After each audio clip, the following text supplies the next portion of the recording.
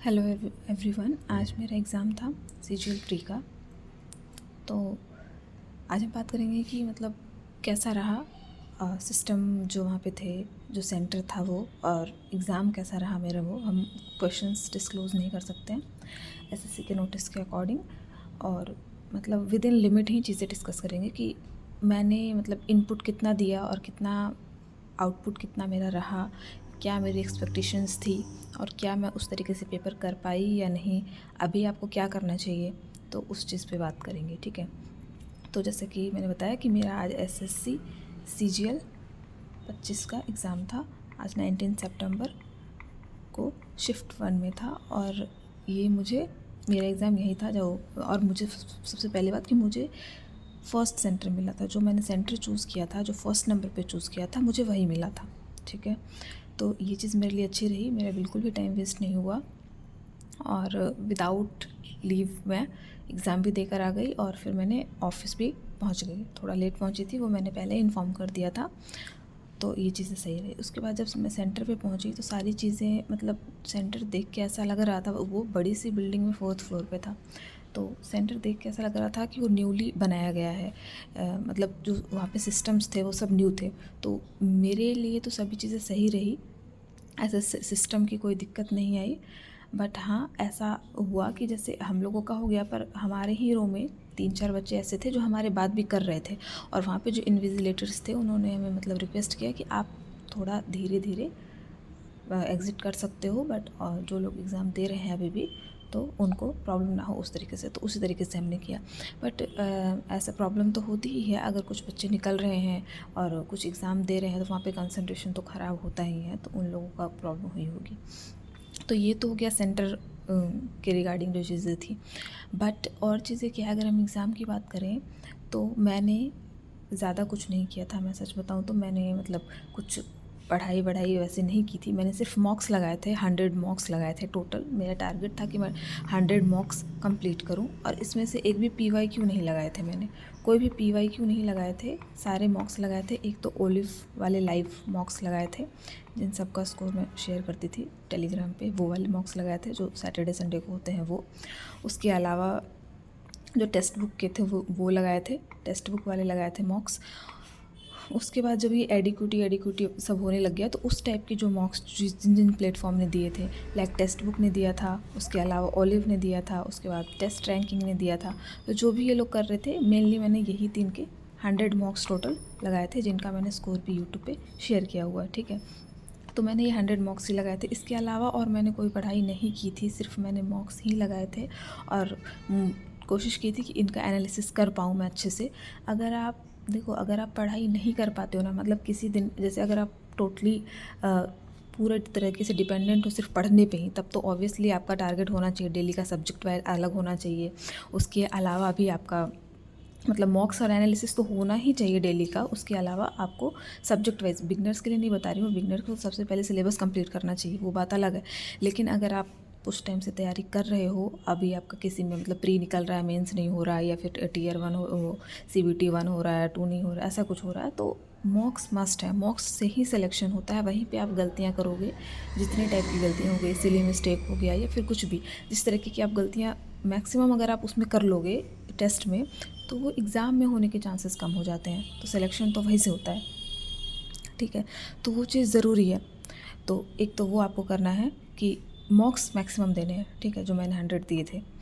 उसके बाद क्या है कि ये सारी चीज़ें मैंने की थी। मॉक्स का मैंने बता दिया कि मैंने 100 मॉक्स लगाए थे। उसके बाद एग्ज़ाम में क्या था, अगर हम सब्जेक्ट वाइज बात करें तो मैथ्स तो ऐसी थी कि मतलब ईज़ी थी, बहुत ईज़ी, कुछ खास पढ़ने की ज़रूरत नहीं थी उतनी।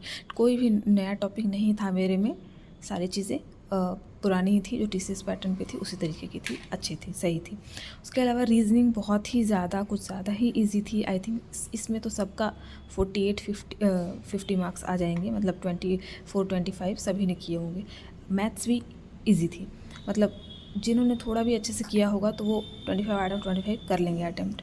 बट मैंने 25 नहीं किए थे, मेरे आई थिंक 2 क्वेश्चन रह गए थे। इसमें एक चीज़ ये है कि जैसे टीसीएस वाले में क्या होता था कि नीचे एट लास्ट में लिखा आता था कि आपने मैथ्स में कितने किए, रीजनिंग में कितने किए, जीके में कितने किए, इंग्लिश में कितने किए।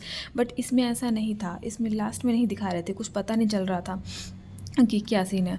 तो इसमें ऐसा ऐसा था कि आप वो बता नहीं रहे थे। तो इसमें मेरा क्या था कि मैंने जीके में बहुत कम क्वेश्चंस किए, मैंने तुक्के नहीं लगाए हैं बिल्कुल भी। एक मैंने बहुत इजी क्वेश्चन गलत कर दिया, वो अभी क्वेश्चन डिस्क्लोज़ नहीं कर सकते हैं तो नहीं बताऊंगी मैं। लेकिन जीके में मैंने कोई तुक्का नहीं लगाया है। जो 8 या 9 ही अटैम्प्ट किए हैं मैंने जीके में। रीजनिंग में मैंने 25/25 किए हैं। इंग्लिश में मैंने आई थिंक 22 या फिर 23 किए हैं। और मैथ्स में भी मैंने 23 या फिर 24 ऐसे ही कुछ किए हैं। तो इस तरीके का है और मुझे लगता है इसमें प्री तो हो जाना चाहिए। बाकी देखते हैं क्या होता है। मुझे लगता है प्री क्लियर होना चाहिए। लेकिन अगर जिन लोगों को भी डाउट लग रहा है कि होगा कि नहीं होगा, तो आप ये बताइए क्या इसके बाद अगर हो जाता है तब भी आपको पढ़ना है, अगर नहीं होता है तब भी आपको पढ़ना है? क्या आप इसके बाद तैयारी छोड़ देंगे? अगर नहीं होता है इसमें तो क्या आप तैयारी छोड़ दोगे, पढ़ना छोड़ दोगे? नहीं छोड़ोगे ना। तो अभी क्यों टाइम वेस्ट करना है? अगर आपका एग्ज़ाम हो गया है तो आप चाहो तो 1-2 दिन का ब्रेक ले लो, घूम लो, टहल लो इधर उधर, या फिर आप घूम लो, घूमने टहलने के बाद आप प्लान करोगे कैसे आगे का कैसे क्या करना है उस तरीके से। तो मेरा तो यही है कि मेरे को सिलेबस वगैरह तो कंप्लीट नहीं करना, ऑलमोस्ट मेरा सब कुछ है ही। और इतना टाइम भी नहीं होता है, अगर आप वर्किंग हो तो आपको इतना टाइम नहीं मिलेगा कि आप मतलब सब्जेक्ट वाइज भी कर लो, ये भी कर लो, वो भी कर लो। मेरे लिए ये है कि अगर मैं एक डेली मॉक लगाऊँ, उसमें क्या है कि सारे सब्जेक्ट्स कवर हो जाएंगे। उसमें रीजनिंग भी हो जाएगा, मैथ्स भी हो जाएगा, इंग्लिश भी हो जाएगा जी, थोड़ा थोड़ा सब कुछ हर दिन टच कर लेंगे। तो मेरे लिए तो अभी ये है कि मैं सोच रही हूँ कि मैं सबसे पहले तो मैं वो मॉक्स लगाऊंगी कौन से वाले, जो अब तक सीजीएल मेंस के एग्ज़ाम हो चुके हैं न्यू पैटर्न पे, जो 2022 में इंट्रोड्यूस हुआ था, उस पैटर्न पे जो मैक्सिमम मॉक्स हो चुके हैं, एग्ज़ाम्स हो चुके हैं, उसका पहले प्री के डेली एक मॉक डेली टियर 2 वाले लगाने हैं। ठीक है, जब वो हो जाए उसके बाद तो सारे ये स्टार्ट कर देंगे अपने अपने सारे प्लेटफॉर्म वाले, ऑलिव वाले भी देने लग जाएंगे और वो भी तो वो स्टार्ट कर देंगे। तो मेरा तो यही रहेगा कि डेली का एक मॉक लगाना है और अच्छे से एनालिसिस करना है।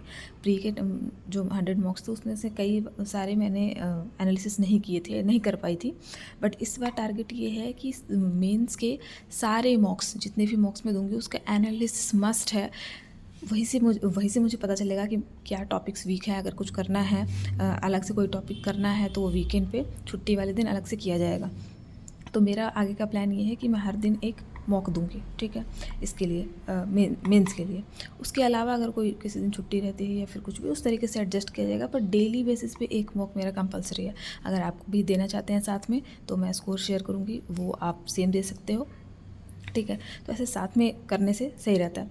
अब उसके बाद क्या हो गया, उसके बाद किसकी बात करनी थी? हाँ, उसके बाद बात करनी थी कि अभी जो एनटीपीसी ग्रेजुएट लेवल का CBT 1 का स्कोर आया है। ठीक है, तो मेरा जो मैंने चंडीगढ़ जोन से फिल किया था और मेरा जो स्कोर था 70.67 था। और मैंने 2 ही पोस्ट के लिए डाला था, जूनियर अकाउंट असिस्टेंट और सीनियर क्लर्क कम टाइपिस्ट।